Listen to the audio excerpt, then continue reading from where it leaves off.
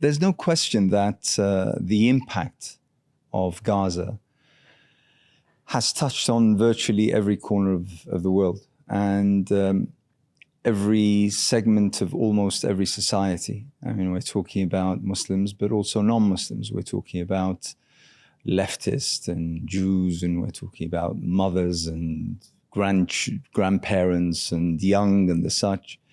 And the kind of reaction to the genocide over the course of the past 7 months has been absolutely amazing. But that impact has not only touched on people, but it has definitely impacted on public opinion, on societies. People all of a sudden, and I have to say I'm someone who's been in this particular fight now for decades, probably for the very first time, I'm noticing this kind of change in media narrative and media coverage because of the kind of commentators that are coming on and the things that they are saying.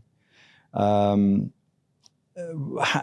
has all of this seen from your point of view? How has it looked? What's your impression of all of this, especially when you look back at your homeland and the kind of reaction there and what's happening on the level of media, politics, everything, society? There's two things here, isn't there? There are the guests that are coming onto the mainstream and are saying extraordinary things that you go, oh, you can't say that in the UK, but now you can, which are truths, which are self-evident truths, using the word genocide, talking about mass murder, talking about the occupation as a settler colonial occupation, moving the parameters of the debate. But then there's something else.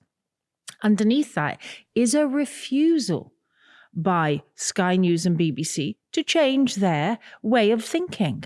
And they're looking really out of step. So I'll give you an example. A couple of days ago, there was a Sky News presenter at one of the occupation of campus movements in the States. I can't remember which one. And she said, they're chanting anti-Semitic things here. And you can hear them going, we're not moving. You can hear it kind of, it's a bit fuzzy. And she's like, yes, I can't understand what it is, but it's clearly anti-Semitic. And you're like, never. I mean, that's got to be a meme. That's got to be, if there is a moment in media history that represents the now, it's that false framing continuing and making our mainstream colleagues look stupid. The press conference that was delivered by Netanyahu a few days ago, sort of lambasting the student movement across America, claiming that they were calling for the death for Jews when there were hundreds of camps erected by Jews against Zionism and against Israel and against the genocide, proudly standing in the front lines of all of this. It was almost farcical had it not been so tragic. I know, it absolutely is farcical. And you see now, because everybody has a camera phone, that when people try to fake an attack, it's really not coming across. The young woman who said they stabbed me in the eye when they just walked past and did that. How ridiculous that is. 5 years ago, that there wouldn't have been the counter narrative. The problem is that she can say that on the Piers Morgan show. Piers Morgan will continue to repeat it. And so will the mainstream media until it's, a girl was hospitalized. Are you happy with this? And you say it didn't happen. They're like, it did happen. And so we're kind of post-truth. Yeah. We are post-truth. You've got Netanyahu sitting in a studio going, I can't believe that us, the most moral people on earth with the best army, are being accused of terrible things. It's like, and so how do we, and how do our coming generation and those who are awakened to this reality cope with that dystopia? That's the ongoing question. How do any of us cope when they will lie? But the refreshing thing is that people are seeing through that, and they're seeing through that almost instantaneously. I mean, for instance, that press conference for Netanyahu claiming that there were calls for death of Jews and death to America. I mean, no one was saying that. And then people were responding with images of, people erecting medical tents and, tents where people can have discussions on various issues and creches for children. And this generation, and I experience this from my own children as well as from those I see, they're extremely nuanced in terms of how to react, how to fact check. That term that we all of a sudden had when Trump came into presidency a few years ago. But now the young are actually doing that. They are fact checking for themselves. They don't, and you're correct in terms of the BBC and Sky and CNN and the like. They're so out of step that people are switching off and they're turning to new forms of information. And the young particularly are immediately getting to the heart of the matter, to the truth. They're finding out for themselves. They're getting to the source of what's happening, and they're relaying it in such a creative fashion. So this begs the question, is it that modern technology which was brought about by this system that I label often as being so corrupt, capitalism and the like, and materialism and consumerism that it's, thrust down our throats. Is it that has found, that particular way to find out truth from falsehood? So listen, the social media, on the ground personal reportage that has come through the last 10 years and 5 years really given us access. I mean, Gaza was cut off. They think Netanyahu and his goons still think we cut Al Jazeera and nobody will see. Of course, that is a horror. And that always precedes a horror. But it's not going to do it because people find ways around it. But here's the interesting thing, and here's what we should be aware of, and I hope really clever people are working on this in this coming generation. They will stop TikTok, and they do stop you on Meta, and they do blind us, and they do promote certain narratives. And the majority of Americans are still buying that narrative because that's what reaches them. So in this fog of social media war, I pray that there are really smart people who are going, we're already 2 years into the alternative. But who will buy into the alternative? If we don't own the mainstream, how do we get the message across? So we're almost kind of coming to the end of communication on TikTok and Instagram. What next? Yeah. And the question, what next, is the question that everyone is asking about, because we've been through so many phases, I would say, or events, most of which unfortunately have been tragic and devastating, where we thought that these were going to be the transformative events, but then they sort of... George Floyd. For instance, when that happened, the whole world was up in arms. All of a sudden, statues of slave masters were being brought down everywhere, in France, in Germany, in Britain, in America.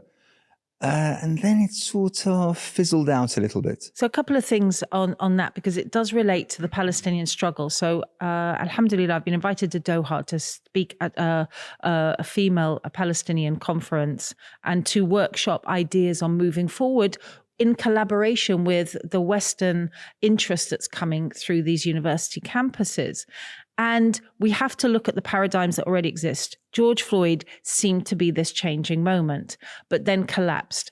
Well, I have a theory about that, which is not my own theory. It is out there that the George Floyd Black Lives Matter movement was already corrupted from within, because it was primarily an LGBTQ movement.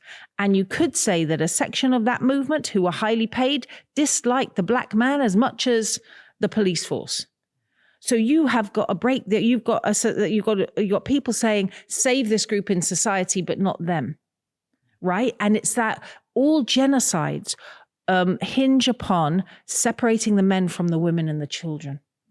And so we're seeing this. Let's take it back to Gaza. In Rafah, you've got these checkpoints now. We'll let the women and children through. We'll do horrible things to most of them, but some will get through. But the men, Ya Rabbil Alameen, are they not human beings? We're being asked by these movements continually to separate the men as if they're subhuman and dangerous. And that's an issue for our communities going forward. So when I speak to my Muslim sisters in the Palestinian movement, I'm like, beware of the golden handcuffs. of Western liberalism. Because, if once the killing actually stops, and Israel has a number in mind for mass murder, and then they'll go, we're done here, then there will come people coming in and saying, hey, we love your women's empowerment group. Let's do this work together. We'll give you 20 million. It's from this wonderful NGO. And in 5 years, there'll be no hijab, no faith, and no memory of Palestine, and it'll all be coexistence and da-da-da-da. So we've got to be careful of that. We have to be so strong in our own narrative.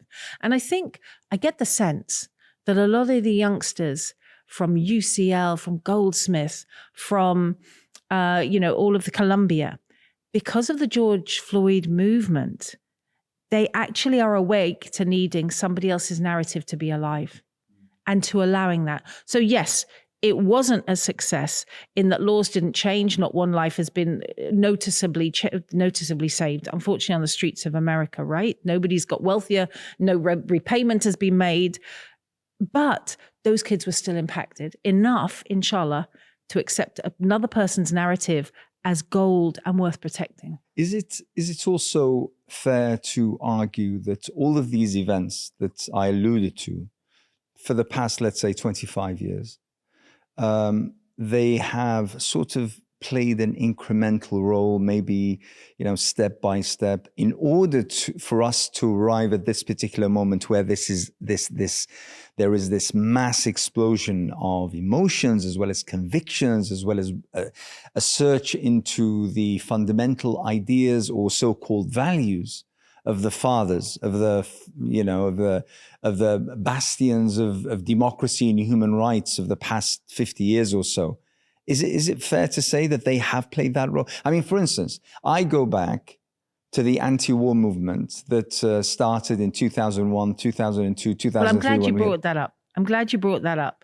Because I don't at the moment know where I stand on protests. On the one hand, this wonderful dynamic energy brings people together.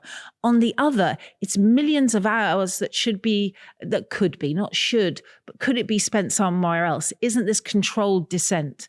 And the minute it's not controlled, you can march 1 million people down here, but don't put a tent up there, we'll beat you and take you. Doesn't that tell us that the control paradigm is kind of okay with protests? However, I'm now going to undo that. And I'm going to say in 2003, when millions of us took to the streets against the Iraq cataclysm, put in by the British Prime Minister at the time, and enacted shock and awe, all of that. Your brother-in-law. Yeah, Tony Blair, that we felt disappointed, horrified as things unrolled. And we're like, well, that didn't work. If 2 million people on the streets can't do anything, what's the point? Where's the democracy? But 6 years later, that same prime minister had to leave a little bit earlier than they wanted. And the Labour Party had to kind of maneuver itself and change its outlook because of that, because we dispersed, but we didn't forget. So I don't know, it's slow change, it's agonizing change. And you have to watch people die and be in pain in the midst of it. But in a way, I mean, whilst the devastation of Gaza is immeasurable and it's extremely, probably impossible to quantify, I mean, we continue to talk about these tens of thousands killed, tens of thousands injured, and thousands upon thousands under the rubble still. But it's not a numbers game. It's about the devastation of so many lives, of so many dreams, of so many potentials, of so many aspirations. It's about the devastation of the fundamental values which the Western world particularly held so high since the Second World War, and for which the wars in Afghanistan were fought, the wars in Iraq were fought. So many wars, so many conflicts around the world. But were they fought for that? We don't believe they were fought for that. Well, that was why people backed them, because they claimed that it was for human rights. It was for the liberation of women. The very same soldiers who are now arresting young girls across American campuses. And forcing them out of hijab. And treating them in the most brutal ways. The very same. But it was only ever a veneer. So what's interesting is that veneer a harder sell now? Is it more fragile than it's ever been? Is it the pecking of a bird at the shell of an egg and something is about to emerge? You can't interfere with that process. It has to be peck, peck, peck and take that amount of time. Maybe. Inshallah, God willing.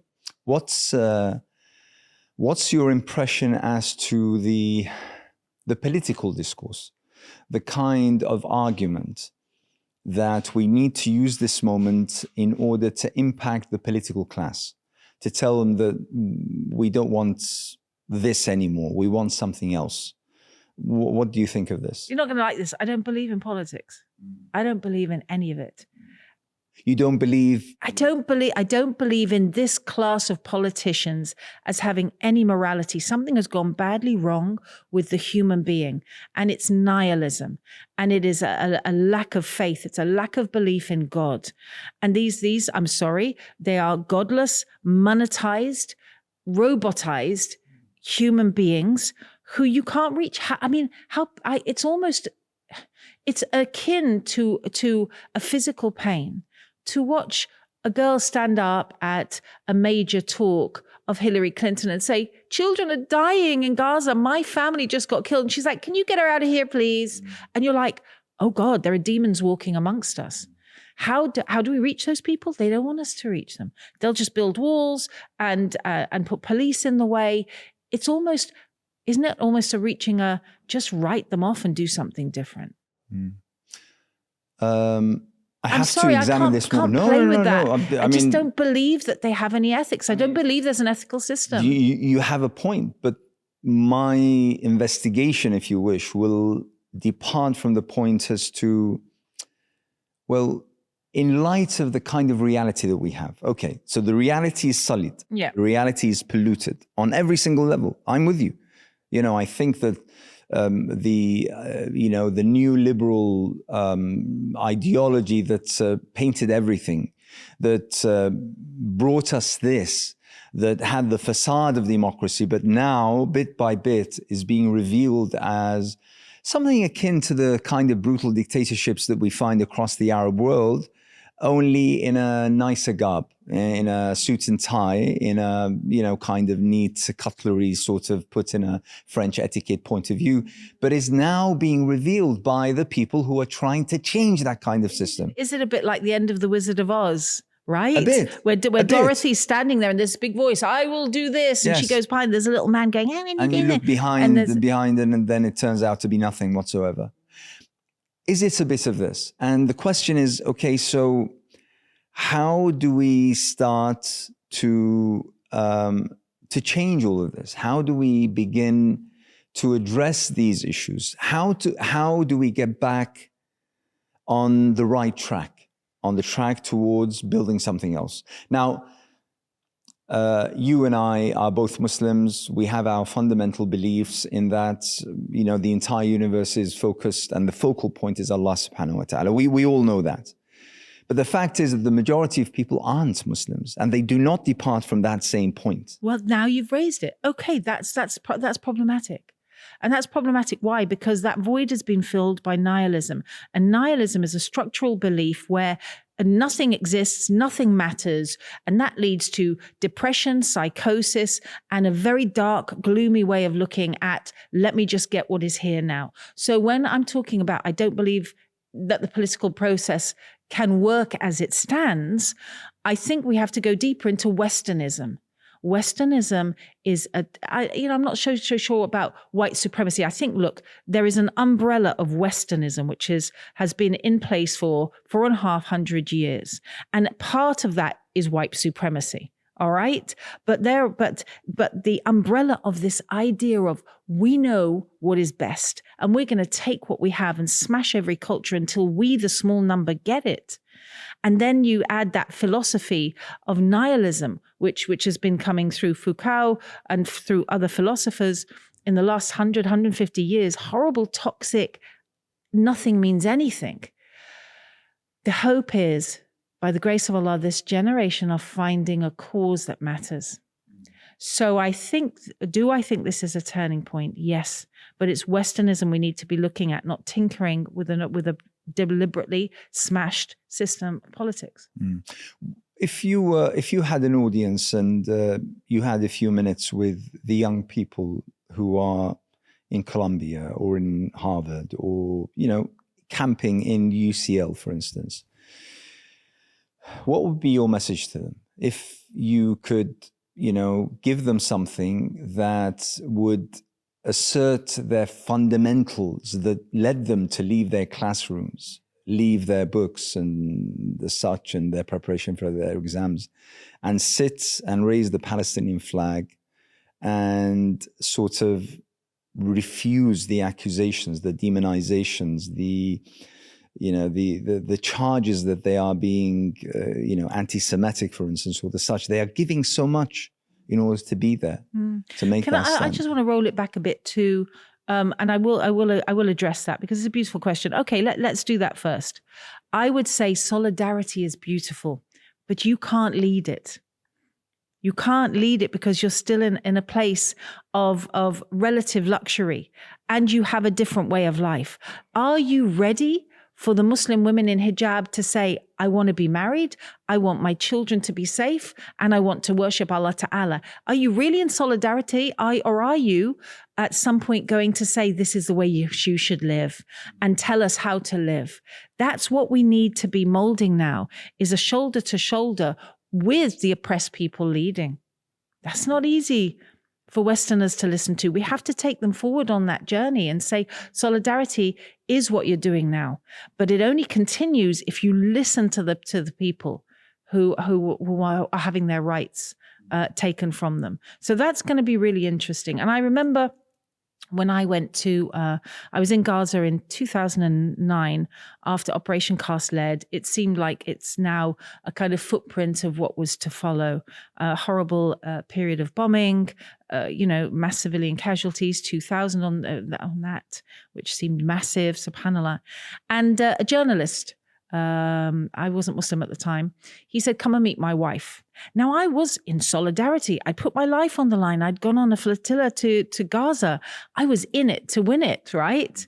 But still, I came from the West. I had my ideals of what freedom looked like. And in my mind, I thought, she's probably going to be really nice and really boring. Stay at home, mom, nothing to say. So I go to their apartment in Gaza City.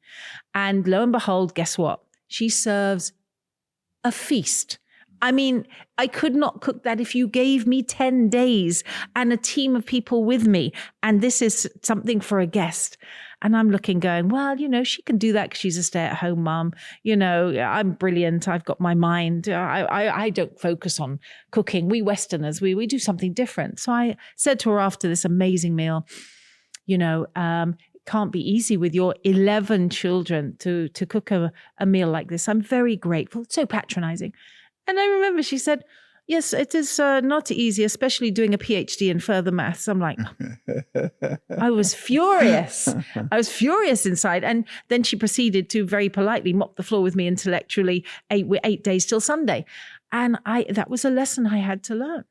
You cannot bring your preconceptions of who, what, where with you. You have to be constantly letting go. And they're very brave. And we love these kids. Are you ready to let go of what you think the world is? And if you are, then we can make a future together, inshallah. Again, I come back to where do you start? I mean, because you had this physical encounter. You had this face of it. You happen to go into this person's dominion, into their lives, see them firsthand. Not everyone around the world has that luxury. And especially now, I mean, come on. I mean, sometimes, I think we're so unfair. I mean, what does Gaza need to do more to educate us? What do the people of Gaza need to give more in order to open our eyes? So painful, isn't it? When you see our beloved brothers and sisters who have taken up the camera. Maybe they were doing it before the genocide, but have been daily saying, I'm not going to communicate with you anymore because you don't care. And I'm gone. You won't see me again. And people are dropping off and people are vanishing. And you don't know whether they're alive or they just don't want to tell us their reality anymore. But your question was, how do we communicate that? And it's a really good one. When I was 16, I remember being on my college campus, and a speaker from the ANC came to teach us about apartheid. And you can hear about apartheid from someone who you live beside every day and go to college with, and even a professor. But when you have someone who's like, I saw this with my eyes, and bring you into their reality, and you are joining their struggle, that's far more powerful. So I think the next stage is to equip and help the Palestinian voices who are in English. This is very vital. Okay, the Holocaust wouldn't have mattered if it had stayed in German and Yiddish, right? English is right now the language because this is the global elite, right? You've got to get your speakers lined in a row. They've got to be women speakers. You've got to have your people paying for their flights, making sure that they're organized and getting them to speak to as many people as possible. We want those voices. You and I, me, not you. I should be redundant. I want to be redundant in this. Write us out with the Palestinian voices. But again, one step ahead. The Zionists are like, we can't have them on campus because it's hate speech from the river to the sea. Even talking about Palestine, unless you say it doesn't exist, is hate speech. So I think the first battle is really to delineate American and British laws and European laws about free speech. I think that's actually the first quarter battle. Mm.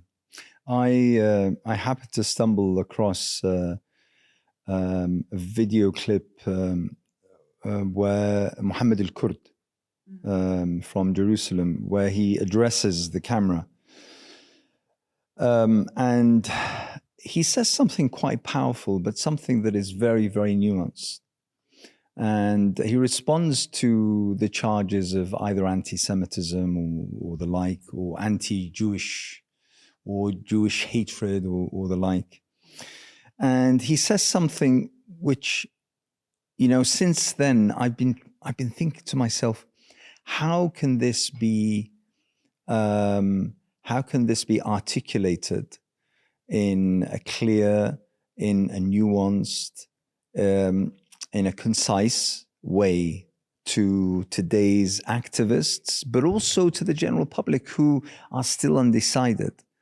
And basically what he says is, listen, the fact that my house was robbed by invaders and settlers who happen to be Jewish is not my fault.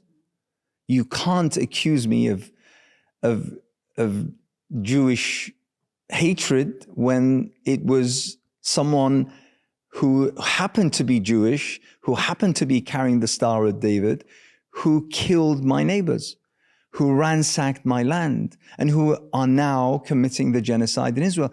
Stop asking me this. It's not my fault. Had it not been someone Jewish, I would have stood the same. It just so happened that it was someone who happened to be Jewish, who was proud to use their Jewishness in order to justify the killing, the ransacking, the thieving, and the harassing. And still to this very day, I find that enormously powerful. It's been a very clever trick, hasn't it? To say that on the one hand, the right wing, the settler colonial mechanisms, they're so violent and so ready to hurt and maim, are at the same time so fragile on the front line that going like this, you stab me in the eye, you made me upset, you're wearing that keffiyeh in the street and I'm feeling triggered. Get a life. I really like and applaud what is being said now. You look stupid, right? This whole fake fragility thing, when behind the woman who falls to the ground and nothing's happened to her are guys coming up and pushing our sisters. And these are associate professors of universities. Did you see that? Jonathan somebody who was in her face calling her the B word. And no, we don't put up with it. You're lying and you're and you're violent, and we don't have to apologize for our stance. It's I mean, the fact that people have the gall to say I'm offended by you raising the Palestinian flag when actually the the country or the state or the entity that you are defending is actively involved in committing a genocide.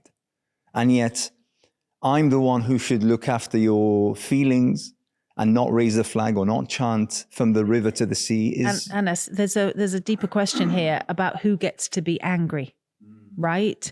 Why is it always that the oppressed non-white person has to, appease and make a difference in a certain way? So I'll give you an example. You can march along this street, but you put a tent there and you can't.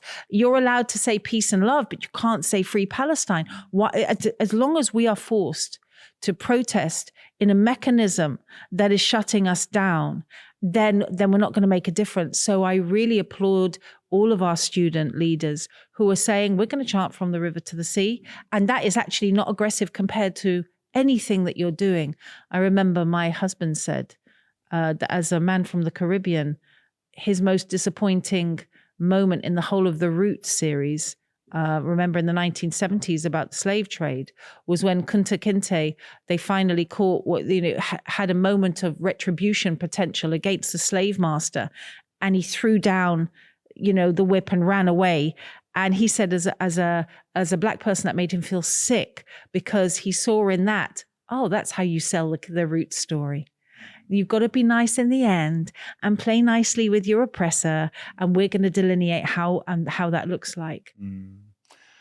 Yeah, it's. I think it needs a lot of introspection. It needs a lot of examination as to how we, even as activists, as people who believe in the cause, people who think that we stem from the right place and are saying the right things, I think much of our beliefs as well need a lot of examination. Telling the Palestinians from the left position for decades, don't talk about your own resistance, is a shame on the movement. And also, one of the arguments continuously is, and whilst I do not dispute for a single second the fact that essentially Palestine, and obviously the case of Gaza, is a humanitarian issue, but to take away and try to sanction the religious and belief element within, I think is doing the whole cause a great disservice. Well, where did that lead the Palestinians in the 1980s? It led them to the Oslo Accords. Thank you very, very much. We democratized. We dressed like you. We swallowed. I feel Palestinians. The Palestinians said that they've done this and they've swallowed the narrative. And here's Yasser Arafat. Here we are. And you just destroy the land from there on in. But in a way, you destroy us from inside as Muslims. That's what I'm talking about here. I'm talking about this as an ummah subject as well. Because there, like you say, there is definitely a move to, there are already people looking at what post-genocide Palestine looks like. Today, Tulkarem has a huge invasion by the Zionists on all different levels, chewing up the streets, smashing the houses, killing the young. And once they're done with that, and their dream is to push the Palestinians into an even smaller space, then the Palestinians will be told, now you can speak in this way and you can dress this way, and you've lost Al-Aqsa, but it didn't really matter because Islam is only beneath your question is one about land. There are outside forces who want this to be a flag-waving moment, because what has happened in the Arab world is ridiculous. Everybody behind their little flag, their little invented flag. So how old is your flag? 52 years. Oh, congratulations. And I die for my country. It's like, oh, really? Yeah.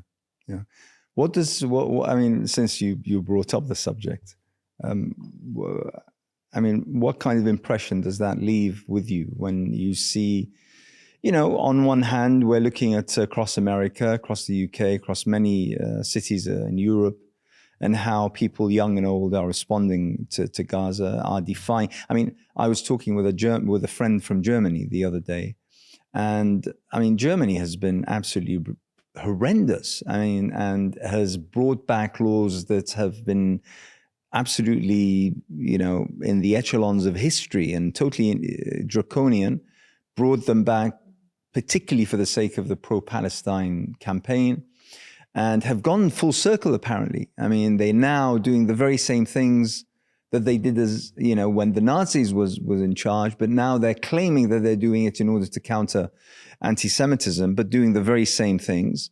And yet he tells me that there is not a day that goes by without a demonstration with thousands upon thousands, sometimes hundreds of thousands of people. So are we not, I think the problem is we're not hearing the German voice. I haven't heard many Germans interviewed to say what it's like under that. We know that there's this tier of this broken political system who are making money out of the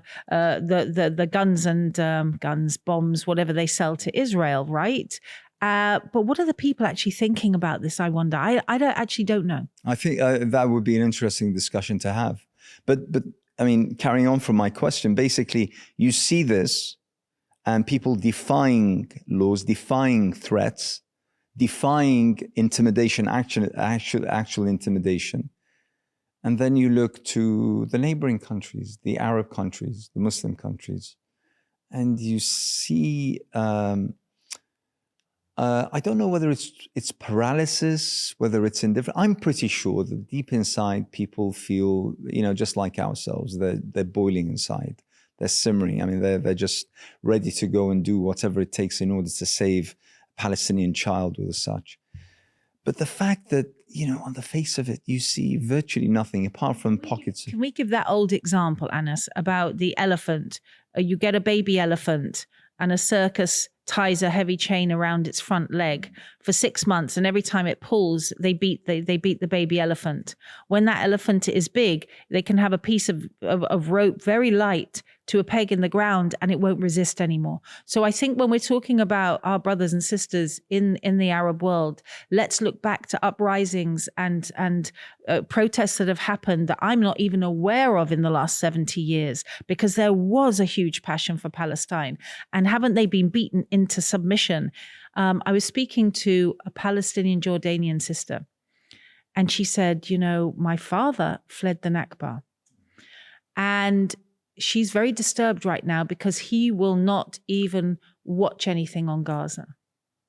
He won't watch it. And he's silent about it. What can you do? What can you do? And her theory, which is interesting, is that a lot of the Arab states were given Western money, right? The golden handcuffs that I spoke about at the beginning. Jordan was developed in the 70s, 80s, and 90s by international aid, right? And they all got kind of fat on the roasted calf and very comfortable with it. And don't rock the boatism. Don't rock the boatism. Now, that doesn't work for somewhere like Egypt where there's mass poverty. But other places in the Gulf region, we're doing okay. Don't mess with us. Astaghfirullah. The Prophet, peace be upon him, was once asked, what do you fear for your nation? And at that point, he didn't say famine, hunger, enslavement, poverty. He said wealth. Wealth. And of course, we become wealthy, we fear death, we want to hold on to it, and we lose our focus, we lose who we are, and we lose our empathy. You've been involved with the attempts to sail a boat that would break the siege on Gaza and that would deliver aid. You worked on this for months on end, and you saw activists and supporters come from all corners of the world in order to take part in this freedom flotilla. It might not have transpired, and it might not have happened for a variety of reasons, many of which political, but what was your impression? What did you think as you were making those calls, you were liaising, you were organizing, you were speaking to the media about this? Let me first of all not accept the premise of that question. I came on quite late because I offered some support with social media. So there are campaigns called the Freedom Coalition, and there's IHAHA, that the major charity in Turkey, yeah. and their strategy groups. I wasn't a part of that, but I have been, a part of it for the last 6 weeks, we can say. And I have met the people who were willing to put their lives on the line, because every of the 250 plus people who came from around the world to take these boats to Gaza full of aid knew that there was a high chance of Israeli attack.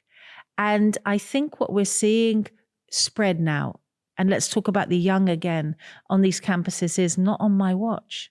When you ask the elderly lady who can barely remember her own name, to be quite honest, you know, I met her 3 times a day. She said, "What's your name, honey?" And it's like, doesn't matter. She's like, you know, she doesn't want to live and die with this happening in her lifespan without having done something. And I think that is the most moving thing of all. And on the flotilla this time, there were a great deal of Muslims, by the way, a great deal of Arab Muslims. Jordanians were well represented. I think there were some Egyptians. So that young voice is coming through from our... And let's not forget, the last time this happened, there was the case of the Mavi Marmara, where people were actually killed. 9 people, I think 9 people were killed, dozens injured by gunfire. The Israelis opening fire from lines from the helicopter. I've spoken to survivors who were standing behind a cameraman who's filming it. They shot through the camera lens and took out the back of his head. And a list of people that they wanted to deliberately assassinate on board, which included some shiuch, subhanallah, that were found later on. And yet people are still willing to do that. And I think if we can really latch on to the fact that hearts move people, and the intellect must follow the heart, and that we must be brave hearts. We're all going to have to be brave in some way. You know, there was, when you first met me 15 years ago, I was considered, along with many other people, a rogue voice. Like, I had people say to me afterwards, "We didn't want to speak to you because, you know, the whole Palestine thing, the rocking the boat thing." And, you know, we were pushed, marginalized, deplatformed by the Muslim community. You know, we need to sort ourselves out. In the UK right now, there have been a number of new councillors voted in on Gaza genocide. What does it mean in the UK platform? I pray to Allah that they don't negotiate their beliefs in order to stay in power. They don't become a point of negotiation or compromise. Yeah, that's a very good point. And to be perfectly honest, when you know, I'm part of the Muslim Vote as well as various other campaigns in order to get the vote organized. And I have to say that the question that comes up and we're confronted with more than any other probably is, what guarantee is there that once this person who is, you know, saying all the right things right now might not change their position once they're in office? So the position then, and you'll know this better than me, is if you flood the market, then a percentage of them are going to get through, right? Hopefully they won't be alone. They won't feel isolated. They won't feel like they're surrounded and absolutely overwhelmed. Inshallah. Because we're very tired of the Baroness Wasis, and I love her dearly in a way, who are silent in government and then have to leave office in order to say what they actually think. Say it while you're there. Say it from day one. And by the way, that's not only Muslim politicians. Apparently, most politicians who leave office or are on the brink of leaving office, all of a sudden have this, you know, kind of revelation and start speaking and saying all the brilliant things. You know, I've had journalists say that in BBC news offices, journalists, young journalists, are crying at news bulletins like, "I'm writing this awful script." You know, where is the backup for them? Where is going to be their outlet? Are we creating structures that are going to say, we can bring you to this? Where are our young voices going to go? And I think that's where we need to be looking. What do you think British Muslims ought to be concerned with right now? I mean, obviously we have Gaza, we have Palestine, but what should they be thinking of? Because let me paint a picture.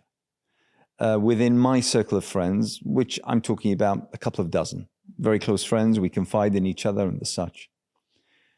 There is quite a percentage of them who I would suggest are virtually tired of everything, and they're looking for somewhere else to go, to migrate, to raise their kids, to have families, and to sort of escape from, we used to talk about the rat race, but now it's more than that. It's about, whether you're talking about personal issues and the cost of living crisis, which is debilitating. It's that bad, as well as the narrative, the escalation and the rise in Islamophobia, as well as, and I'm sorry to say this, but whilst Britain remains far way ahead of France and Germany and the likes in terms of, the scope of freedom and the ability to be active and to say what you think, but comparing to where we were 10, 15, 20 years ago, it is nigh on, an autocracy almost. I mean, the kind of laws that are being brought in. I mean, we can mention the Rwanda law, but, you have the Borders and Nationalities law, which is just there lingering in the sidelines, just waiting to be at the fore. The ban on protests, the curtailing of freedoms of speech. What's happening to people who dare speak their minds, and what's happening in their jobs, for their future careers, for their pensions and the like. People, are now, I have to say, they're getting tired of where we are. But at the same time, when they ask me, because I travel around, so they come to me and say, Anas, where do you think we should go? Where do you think we should go? What's the good? I'll be honest, I wouldn't dare, give an answer. And that sort of fills me with sadness first, but also trepidation, because I am a believer that we still have a job to do, and that we can do that job. That job is not an impossible mission. It's a doable job, but we just need to, organize, open our minds, open our contact books, get in touch with people, Anas, and here's have a those question discussions. for you. Do you believe that Islam and attachment to the masjid is going to be a focal point from which beauty can flourish in the United Kingdom? And should that be the starting point? I would like to think so. And I think it is possible, but I don't think we're there yet. So what comes to fill that gap? Business? But that's a very good question. Egoism? That's a very, very good question. And that's something that I think more and more people are, not only Muslims, by the way, are sort of asking about. And that's how many, by the way, are finding Islam. I mean, we're seeing all those clips on TikTok from across the Atlantic, in America, Canada, as well as across Europe, where people are saying, hang on, what's happening in Gaza has made me ask questions that I never thought of posing before. And all of a sudden, I'm reading these verses of the Quran. I'm finding, these answers, which I'm deeply impacted by and the such. I think that is a potential. Look, can we live simpler? Can we live simpler in the UK? Can we live communal? Can we opt out? We have so much money. We've got the poorest community in the UK and some of the richest, and that's a disconnect. And we need the money from the richest to really go into projects that are going to, at first and foremost, build up the solidarity with their faith, with goodness, with sharing what we have with those in need. I'll give you an example. There was 10 years ago a masjid who was asked by young women, why are you only having a creche for Muslims? We've got nothing here. And they started to invite them in, and gradually, and that's a beautiful thing. Other masjids offering free health checkups because you have to wait 2 or 3 weeks and you might not see the same doctor. We have a great level of professionalism in the UK. Can we focus on that? Yes, go focus on the politics, and it will or it won't work. But in the meantime, our criteria as mu'mineen, as believers, is to serve our community. And when we start doing that, that's where we're going to make the difference. But that comes through us knowing the deen. And if we're still churning out kids with expensive degrees and no deen, well. one of my local mosques actually has the kind of facilities and space to arrange open mornings whereby pensioners come in for a cup of tea and a biscuit, just have a chat, just meet with each other. People who come across living on their own, meeting with virtually no one throughout days and days attend. They come to the mosque every Tuesday morning, I think, for a couple of hours where they meet with others, they linger with, and they happen to be non-Muslims. And then, they disperse once they hear the adhan. And now they know what the adhan is about, and they know what it means. And they are asking, well, where was the chap who had such a beautiful voice, from last week and the such. So in a way, mosques have that kind of potential and capacity, but what I personally always talk about in whenever I'm talking or lecturing or such, especially to a Muslim audience, is that we need to understand, I believe, the teachings of the Prophet far better. In terms of, one of the things I constantly say, and I'm not being, a jurist here or posing as a jurist, but when I hear the word, the concept of the ummah, I personally expand that to include everyone, because they are, the people amongst whom we live. Now, calling upon them, inviting them, providing for them, being at their service and the such, I think is the way in which to introduce Islam. We have the human community and we have the Muslim community, and the Muslim community right now needs to catch the human community. We've always needed to do that, but now with this, we circle back round to nihilism. Kids cutting themselves at 13 because they don't know why they're alive. I was speaking to a psychologist in Turkey, and a child psychologist. I said, what are you seeing? This is really interesting. Tell me. She said, the big thing that she's hearing is, I don't know why I'm alive, and therefore I don't want to live. Wow. We are there to catch that. And you made me tear up then, because, Europe has an aging population.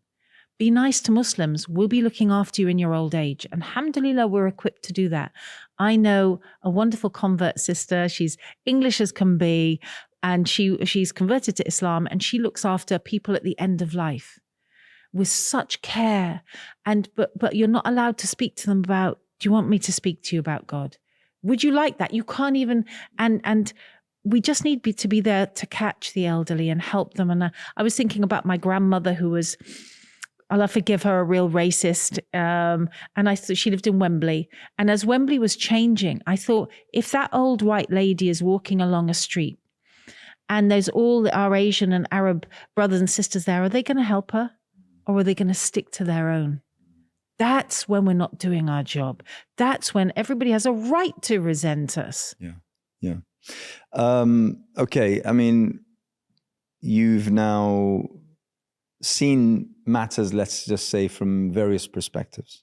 So I would suggest that you have an impression that isn't available to most people, because you've seen things from outside of Islam, from inside of Islam. You've encountered projects that are of a humanitarian nature, a political nature, and the such. And you've also commented on what is so wrong with the West, probably the world also. I don't know about China and Russia and such, I'm not an expert, but the Western world today, do you foresee, because of Gaza, because of this reaction to Gaza, do you foresee a change of a major nature? Are we to expect a transformative moment anywhere in the near future? Let me tell you what many young people tell me. They say, what's the use of the United Nations? They tell me about, okay, so the ICJ case presented by South Africa was absolutely fantastic to watch.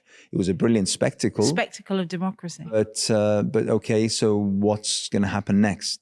All of this, yet the mainstream media still fails to grasp the very basics of what is truly human. In media, we always tell young, budding media professionals that it's the human angle. It's the human angle. Okay, how much more human can you be? when seeing what's happening in Gaza. Yet, the failure to grasp this, to understand, and to reflect is staggering. But people are on board. I mean, they get this. They understand this. They're having the discussions amongst themselves. Anas, here's the thing. Gaza is a cipher for the confusion in the world right now. And Americans, possibly under the age of 30, but we see older activists as well, have had a veil ripped off them. They've been shaken from the reverie of junk food and junk telly and junk lives to look and really consider, why are we here? Is there a purpose? These people have a purpose. Stay put. They have a purpose. Worship Allah. They have a purpose. Look after each other. Am I doing that? And I think that is the revolution that is happening, the self-reflection revolution, but in light of doing things for other people. Because this narcissistic decade that we've had, there's a great documentary, everybody please watch this, called The Century of the Self. Don't know if you've watched it yet, by Adam Curtis. I heard of it. Yeah. Genius, right? We have been convinced to look into ourselves, and once I perfect myself, I'm going to be the right person to be around. And in the meantime, you do nothing. Well, I think that's been taken away. And I think the big outcome is we're in a fork in the road. I can't say what the outcome is. Are we going towards the end of the times? And in our tradition and our understanding, this is going towards the Dajjal and the preparation for that, Ya Rab, in which case this fitna is small. Or are we another chance for humanity to build something before that ultimately comes? Wallahu alam. Thank you, Lauren. That was fantastic. Mashallah. Okay.